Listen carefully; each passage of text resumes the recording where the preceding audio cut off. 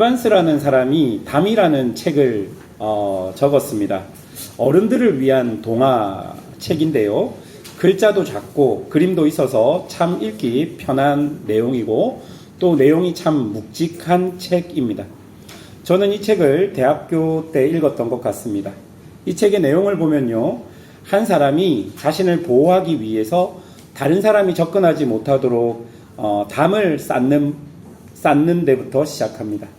처음에는 벽돌을 몇 개 이렇게 좀 낮게 쌓았는데 그럼에도 다른 사람들이 계속 그 담을 넘어와서 자신을 불편하게 하니까 결국은 아무도 넘어올 수 없는 아주 높은 담을 쌓고 살게 되었다는 것이죠. 그런데 처음에는 그 담으로 인해서 참 편안했는데 결국 나중에는 그 담이 자신을 보호하는 것이 아니라 자신을 더 외롭고 더 슬프게 만드는 것을 깨달았다는 책입니다. 제가 이 책을 읽는데 그때 담을 쌓은 이 사람의 모습이 딱 저의 모습처럼 느껴졌던 것 같습니다.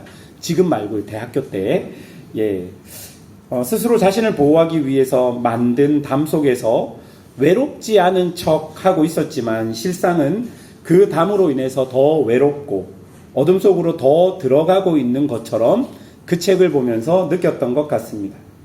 그래서 저는 이 담을 치우려고 노력을 했습니다. 하지만 두려웠습니다. 그리고 무섭기도 했습니다. 이 담이 없으면 또다시 사람들에게 상처받고 공격당할 것이라고 생각했기 때문에 제 스스로 제가 세워놓았던 담을 치우는 것이 두렵기도 했고 무섭기도 했던 것 같습니다. 그러던 중에 요한일서 4장 18절 말씀을 알게 되었고 듣게 되었습니다. 사랑 안에 두려움이 없고 온전한 사랑이 두려움을 내어 쫓나니. 그리고 에베소서 2장 14절 말씀도 제게 들려졌습니다. 그는 우리의 화평이신지라 둘로 하나를 만드사 원수된 것 곧 중간에 막힌 담을 자기 육체로 허시고. 여러분, 이런 말씀들이 예배와 성경 공부, 개인 묵상을 통해 내 안에 계속 쌓이게 되었습니다. 그러면서 내 자신에 대한 신뢰보다는 하나님에 대한 신뢰가 점점 생겨나면서 하나님과의 사귐 안에서 그 높이 쌓아놓았던 담들을 하나씩 옮겨 놓을 수 있었던 것 같습니다. 아직도 모든 것이 완벽하지 않지만 여전히 하나님과의 사귐 안에서 부족한 저의 모습을 발견하지만 그럼에도 그 부족한 모습 속에서 아직도 담을 하나씩 내려놓는 저의 모습, 또한 성경에 나오는 교훈들을 보며 이런 삶이 하나님이 원하시는 삶이라는 생각들, 그런 것으로 오늘도 살아가고 있는 것 같습니다. 그런데 오늘 우리가 읽었던 본문이 사실은 저에게도 설교하기 굉장히 불편하고 어려운 본문입니다. 담을 내려놓고 있지만 아직까지 여전히 쌓여져 있는 부분이 있기 때문입니다. 설교를 준비하면서도 이 말씀을 내가 100% 신뢰하고 있는가? 나는 이 말씀을 따라 살아가길 원하는가? 라는 질문을 스스로에게 끊임없이 던졌던 것 같습니다. 하지만 여러분, 하나님을 믿는 사람에게 하나님을 따라 사는 것은 선택이 아니라 필수라고 생각합니다. 그러니 저도 여러분도 오늘 이 말씀에 귀를 기울이셔서 점점 하나님을 따라가는 그런 삶을 사는 성도들이 되시기를 주님의 이름으로 축원합니다. 끝난 것 같은데 이제 시작입니다. 첫 번째 우리가 살펴볼 것은 변하지 않는 계명 사랑입니다. 현재 우리 교회는요, 요한일서 말씀을 매주 설교로 살펴보고 있습니다. 여러분 한번 생각해 봅시다. 1장에서는 생명의 말씀이 영원한 생명으로 우리에게 나타나셔서 우리가 하나님과의 깊은 사귐 속으로 들어갔다라고 말합니다. 그렇게 여러분 사귐 속에 들어가면 우리는 빛 대신 하나님을 만나게 되는 것이죠. 그런데 빛 대신 하나님을 만나게 되면 하나님이 빛이시기 때문에 우리 안에 있는 죄악들이 발견되게 됩니다. 이때 중요한 것은 내가 그렇게 발견된 죄를 인정하고 하나님께 나아가면 하나님께서는 그 죄를 사해 주신다는 것입니다. 그러니 하나님 앞에서 죄가 발견되었다고 도망칠 필요도 없습니다. 우리 대언자 되시고 화목제물 되시는 예수님을 의지하면 되는 것이죠. 그리고 이제 그 대언자, 화목제물 되시는 그분을 의지해서 더 깊은 하나님과의 사귐으로 나아가면 되는 것입니다. 그렇게 나아갈 때 우리에게 중요한 것은 하나님의 계명을 지키는 것입니다. 그 계명을 지키면 우리가 온전하게 된다라고 말씀하는 것이죠. 지금 제가 이야기했던 것이 우리가 몇 주 동안 살펴보았던 요한일서 1장에서 저번 주에 설교했던 것까지의 내용입니다. 그리고 이제 오늘 본문에서는 우리가 지켜야 할 계명의 정체를 알려주고 있습니다. 여러분 7절입니다. 한번 다 같이 7절 읽어보겠습니다. 시작. 사랑하는 자들아, 내가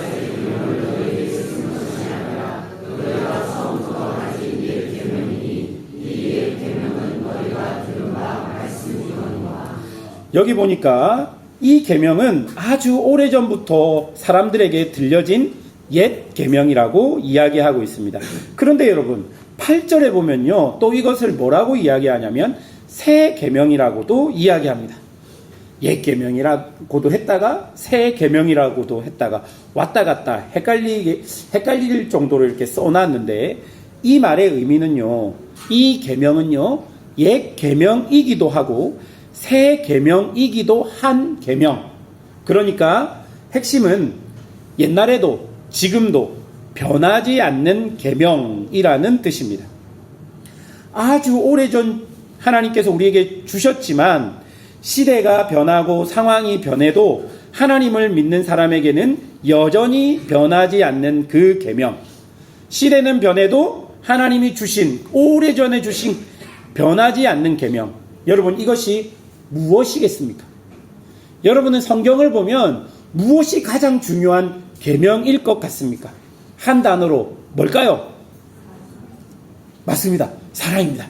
정답인 줄 알면 큰 소리로 얘기하면 됩니다. 사랑입니다. 조금 더 구체적으로 이야기하면 하나님을 사랑하는 것과 이웃을 사랑하는 것이겠죠. 신명기 6장 5절은 너는 마음을 다하고 뜻을 다하고 힘을 다하여 내 하나님 여호와를 사랑하라 라고 이야기했고, 레위기 19장 18절에는 원수를 갚지 말며 동포를 원망하지 말며 내 이웃을 사랑하기를 내 자신과 같이 사랑하라, 이렇게 말씀하십니다. 이 외에도 구약에서 우리에게 주신 10계명을 통해 우리는 그 계명의 핵심이 하나님을 사랑하는 것과 이웃을 내 몸처럼 사랑하는 것이라는 것을 알고 있는 것이죠. 바로 이것이 옛 계명입니다. 사랑, 하나님을 사랑하는 것, 이웃을 사랑하는 것. 그래서 이미 이스라엘 사람들은 이 옛 계명을 알고 있었고 가지고 있었습니다. 그리고 이 계명을 따라서 어떻게든 그렇게 살아보려고 매우 노력했습니다. 그러나 우리가 구약 성경을 통해서 볼 수 있는 것은 구약의 모든 사람들이 실패했다는 것입니다. 하나님의 백성이라는 이스라엘 역시 하나님을 사랑하기보다는 우상을 숭배하였고, 이웃을 사랑하기보다는 이웃을 지배함으로 자신의 유익을 추구했던 모습이 구약 곳곳에 기록되어 있습니다. 여러분, 이렇게 구약을 읽으면서 우리 안에 무슨 생각이 듭니까? 아, 이거 안 된다. 이거 구약에 이렇게 위대한 사람들이 열심히 하나님 사랑하려고 노력하고 이웃을 사랑하려고 노력했는데 다 실패하지 않았냐? 이거 안 되는 말씀이다. 하나님을 사랑하는 것도 이웃을 사랑하는 것도 실제 인간의 삶에서는 이루어질 수 없는 것임을 구약이 계속해서 우리에게 보여주고 있는 듯 한 것이죠. 그래서 구약의 사람들은 어떻게 살았습니까? 각자가 옳게 생각하는 대로 살아간 것입니다. 하나님이 말씀하신 대로 하나님을 사랑할 수 없으니 내 방식대로 하나님을 사랑했던 것이죠. 내 방식대로 이웃을 사랑했던 것입니다. 그래서 그들은 하나님을 성전에 가두어 놓고 하나님께 일정한 제물을 드리며, 하나님, 우리가 이렇게 하나님을 생각하고 있어요 라고 말하지만 자신의 삶에서는 하나님이 없는 삶, 그러니까 욕망을 위해 우상을 숭배하는 삶을 살았던 것입니다. 여러분, 이것은 이웃사랑도 마찬가지입니다. 하나님을 잘못된 방식으로 사랑하니까 이웃 역시 내 방식대로만 사랑합니다. 그러면서 이웃을 향해서 뭐라고 이야기합니까?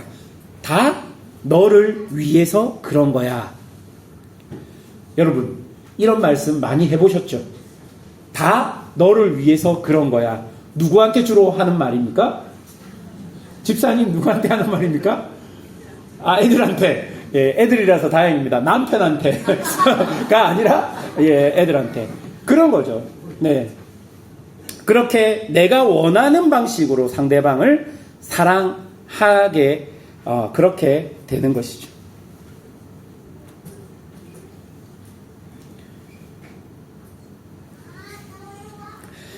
이제 예수님은 놓쳤습니다. 예, 집사님 보다가 놓쳤습니다. 예, 여기 있네요. 예, 이웃 사랑도 그렇게 하는 겁니다. 예, 무슨 말인지 잘 이해가 되시죠? 그런데 여러분, 하나님의 말씀은 변하지 않는 계명입니다. 그게 바로 사랑인데요.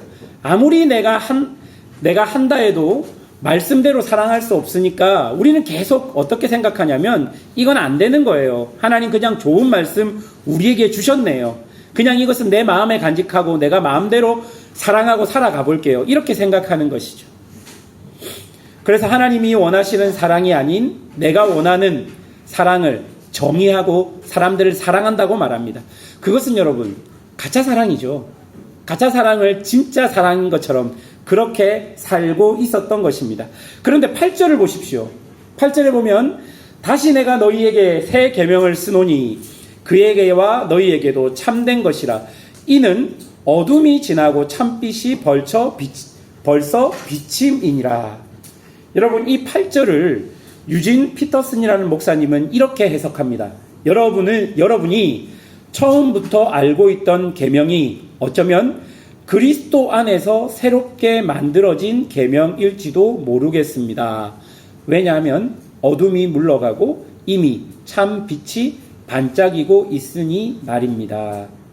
여러분, 이게 무슨 말이냐면요, 우리는 구약만 보고 하나님을 사랑하고 이웃을 사랑하는 것이 결국 인간의 삶에서는 안 된다, 내가 해보니까 안 된다, 그렇게 말하고 있었는데 이 옛 계명인 사랑이 예수님께서 이 땅에 오셔서 현실 세계에서 육신을 입고 이것이 안 되는 것이 아니라 이것이 되는 것임을 우리에게 보여주셨다는 거예요. 이제 예수님은 하나님께서 말씀하신 대로 그 사랑을 자신의 온 인생을 통해 보여주셨습니다. 어떻게 하나님을 사랑하는 것인지, 어떻게 이웃을 내 몸같이 사랑하는 것인지 예수님은 자신의 인생을 통해 우리에게 보여주시면서 옛 계명이 거짓이 아니라, 옛 계명이 그냥 이상과 허상이 아니라 실제가 되는, 우리 삶에서 실제로 이루어지는 새 계명인 것을 보여주는 것입니다. 그리고 8절 마지막에 뭐라고 이야기합니까? 참 빛이 벌써 비침이니라. 여러분, 이때 사용된 동사가 현재형입니다. 이것은요, 과거부터 지금까지 지속적으로 참 빛이 비추고 있는 거예요. 그러니 우리가 이 빛만 따라간다면 결국 어떻게 됩니까? 예수님을 닮아갈 수 있다는 것입니다. 그러니 지금 당장 내 모습에 좌절하면 안 되는 것이죠. 지금 당장 우리 주변에 사랑 없는 것을 보고 우리가 실망하면 안 되는 것이죠. 변하지 않는 이 계명이 성취되지 않는 것을 보고 이거 안 되는 거야, 그렇게 하지 말라는 거예요.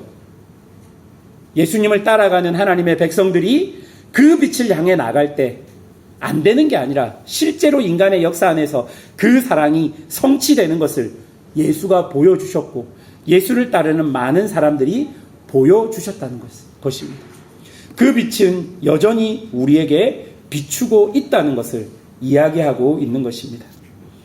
두 번째로 살펴볼 것은 사랑, 선택이 아닌 필수라는 이야기입니다. 여러분, 이제 요한은 이 요한일서를 읽는 모든 사람에게 자기 자신이 빛 가운데 있는 사람인가 아니면 어둠 가운데 있는 사람인가 한번 곰곰이 생각해 보라고 말합니다. 9절입니다. 9절 함께 읽어보겠습니다. 시작. 빛 가운데 있다면서 그 형제를 미워하는. 여러분, 이 말씀을 읽고 여러분에게 한번 질문해 보겠습니다. 여러분들은 빛 가운데 있는 사람입니까? 어둠 가운데 있는 사람입니까?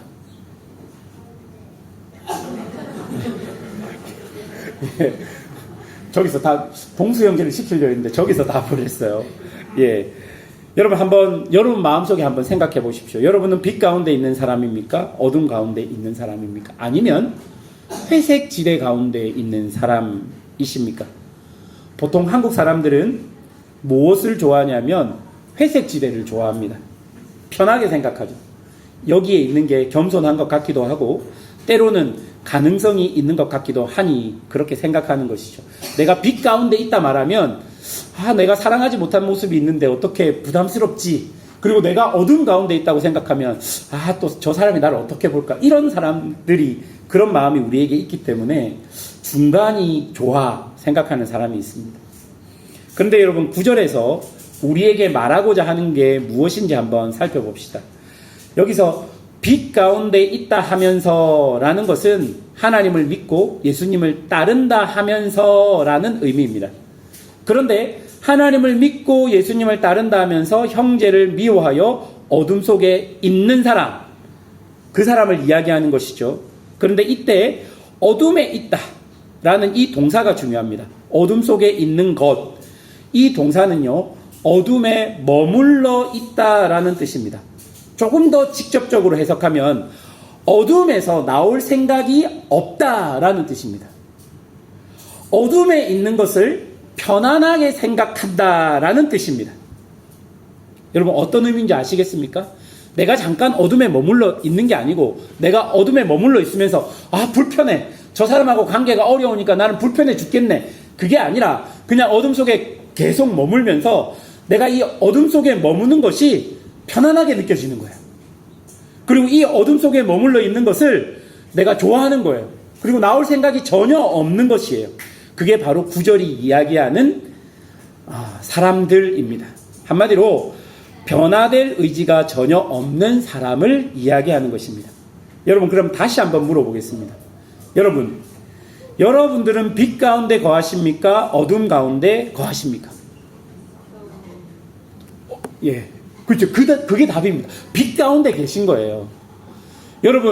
여러분이 그 미워하는 감정과 관계가 어려운 감정 안에 있으면 그 안에 편안함을 느끼십니까? 편안하십니까?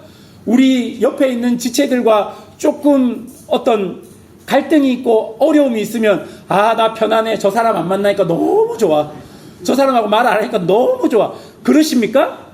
아니잖아요. 그러니까 여러분은 어둠 속에 머물러 계신 분이 아니에요. 혹시 여기 계신 분들 중에 부인하고 부부싸움을 했는데 게임 마음대로 할 수 있어서 너무 좋아. 이런 마음을 가지신 분은 빛 가운데 거하셔야 돼요. 빨리. 네. 한번 생각해 보셔야 합니다. 우리 안에 사랑이 없다는 것은 인정하지만 계속 그 사랑이 없는 곳에 머물러 살고 싶은 사람은 없는 것입니다. 사랑이 없는 나의 모습을 편안하게 안정감을 느끼는 사람은 없는 것입니다. 그렇다면 여러분들은 하나님과 사귐 안에 있는 사람입니다. 여러분, 예수를 믿는 사람에게 사랑은요, 선택이 아니라 필수입니다.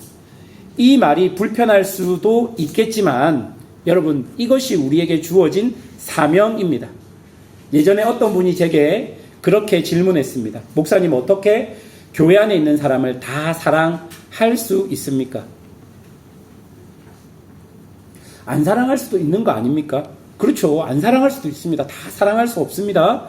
그런데 제가 그 사람의 질문을 듣고 좀 이렇게 심각하게 이야기하는 게 아니라 조금 농담식으로 얘기해서 제가 그렇게 이렇게 질문을 했습니다.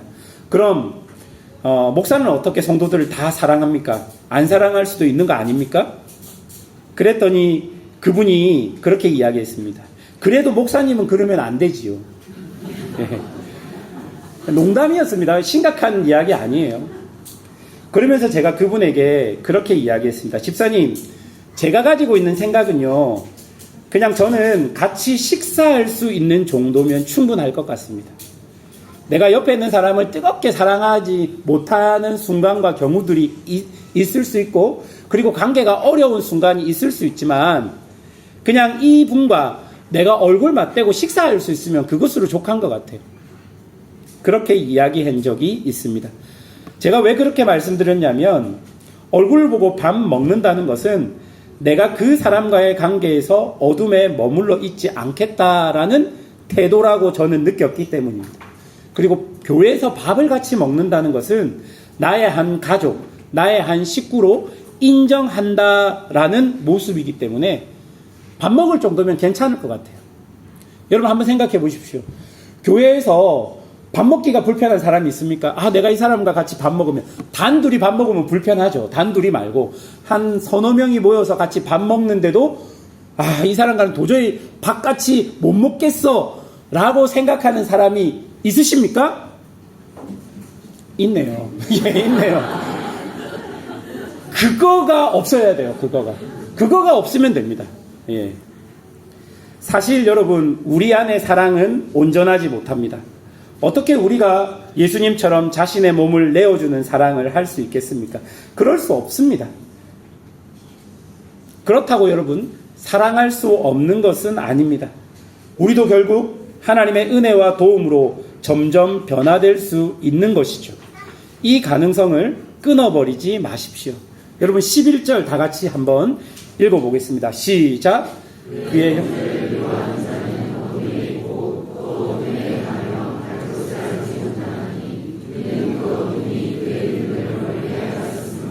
여러분 이 구절을 풀어 해석하면, 형제를 계속 미워하는 자는 하나님의 빛이 막혀버린다라는 의미입니다.